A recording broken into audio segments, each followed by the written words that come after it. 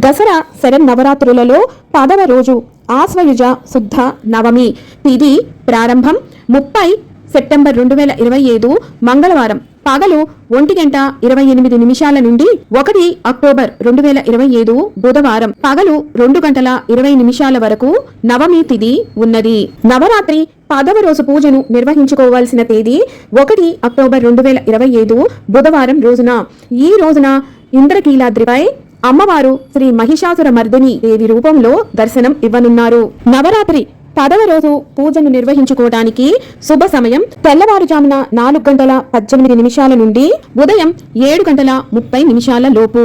ఈ సమయంలో కుదరని వాళ్ళు ఉదయం 9:01 నుండి పగలు 11:34 లోపు పూజను ప్రారంభించి నిర్వహించుకోవచ్చు.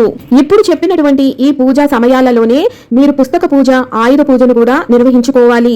నవరాత్రి 10వ రోజు సాయంత్రం పూజను నిర్వహించుకునే వాళ్ళు సాయంత్రం 4:12 నుండి రాత్రి 7:24 లోపు అమ్మవారికి చక్కెర పొంగలి, చింతపండు పులిహోర నివేదించాలి. అమ్మవారికి కాఫీ రంగు గాని నీలం రంగు చీరని గాని సమర్పించాలి.